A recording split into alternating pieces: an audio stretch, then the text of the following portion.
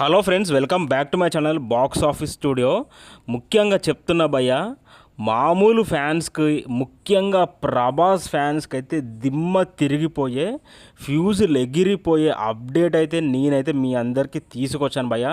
ఖచ్చితంగా రాసిస్తా, మీ రోమాలు నిక్కబొడుచుకుంటాయి భయ్య. కల్కి సినిమా ఏ రేంజ్కు వెళ్ళిపోయిందంటే ఊహించుకుంటేనే వణుకు పుడుతుంది భయ్య. నిజంగా చెప్పాలంటే ఒక సినిమాకి, ఒక ఇండియన్ సినిమాకి, ఒక పాన్ ఇండియా సినిమాకి రాజమౌళి లేకుండా ఇంతటి క్రేజ్ సంపాదించాలంటే కేవలం యంగ్ రెబల్ స్టార్ ప్రభాస్తోని మాత్రమే ఇది సాధ్యం భయ్య. అయితే విషయానికి వస్తే కల్కి మూవీ బిజినెస్ అయితే ఊచకోత బిజినెస్, రక్తపాతం బిజినెస్ భయ్య. నాన్ థియేటికల్ రైట్స్ ఎంతవరకు పలుకుతున్నాయో నేనైతే డీటెయిల్డ్గా ఎక్స్ప్లెయిన్ చేయబోతున్నా. సో వీడియోని అయితే స్కిప్ చేయకండి. బయట ఉన్న ఇన్ఫర్మేషన్ ప్రకారం, ట్రేడ్ వర్గాల ప్రకారం ఏంటంటే కల్కి సినిమా మన తెలుగు స్టేట్స్లో, మన తెలుగు రాష్ట్రాల్లో అంటే తెలంగాణ, ఆంధ్రప్రదేశ్లో ఈ రెండు రాష్ట్రాల్లో 200 కోట్లకైతే కల్కి సినిమా రైట్స్ అయితే పలుకుతున్నాయంట భయ్య.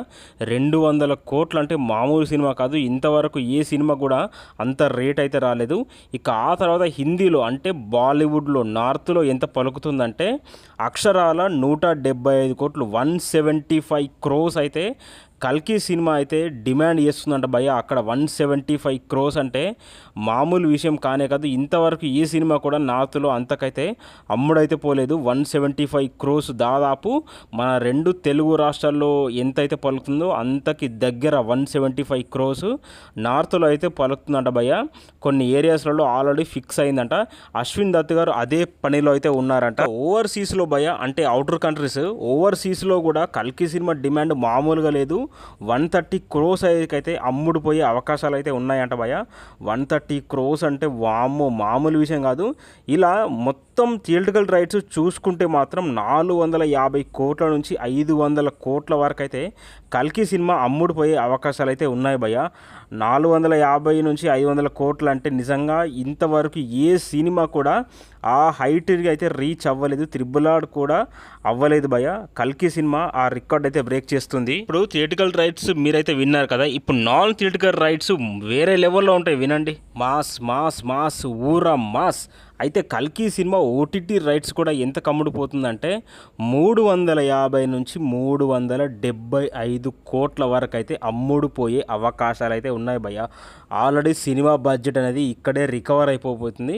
ఆ తర్వాత శాటిలైట్ రైట్స్, తర్వాత మ్యూజికల్ ఆడియో రైట్స్ అయితే దాదాపు 140 కోట్ల వరకు అయితే అమ్ముడుపోయే అవకాశాలు అయితే ఉన్నాయి భయ్య.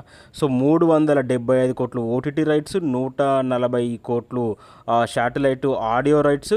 ఇక ఆ తర్వాత థియేటికల్ రైట్స్ చూసుకుంటే మాత్రం 450 నుంచి 500 కోట్ల వరకు. సో ఇలా మొత్తం అన్ని కౌంట్ చేస్తే theatrical rights, non theatrical rights మొత్తం కౌంట్ చేస్తే 900 కోట్ల నుంచి 1000 కోట్ల మధ్యలో అయితే కల్కి మూవీ బిజినెస్ అయితే జరిగింది భయ్య. నిజంగా ఏంటి అన్న, ఏంది ఈ మాస్, ఏంది అసలు ఊహించుకోలేకపోతున్నా. నిజంగా ప్రభాస్ అన్న ఎక్కడికో వెళ్ళిపోయాడు భయ్య. నిజంగా చెప్తున్నా, ఎక్కడికో వెళ్ళిపోయాడు. రాజమౌళి లేకుండా సినిమాకు ఇంతటి క్రేజ్, ఇంతటి డిమాండ్ రావడం అంటే అది ప్రభాస్ అన్నకే సొంతం. నిజంగా ఇండియన్ సినిమాకు ఇంత డిమాండా, అమ్మ ఊహించుకుంటేనే రోమాలు అయితే నిక్కబొడుచుకుంటున్నాయి భయ్య. What a business.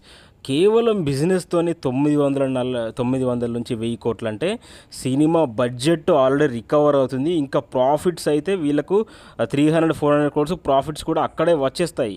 ఇక సినిమా కలెక్షన్స్ అయితే ఇంకా ఏ రేంజ్లో ఉంటాయి ఊహించుకుంటేనే. ఇక మాటికి ఊహించుకుంటేనే అంటే ఇక ఈ పదం ఆ పలకంది వీడియో ఫినిష్ అవ్వదేమో. ఎందుకంటే అంతటి క్రేజ్ నాకు అది.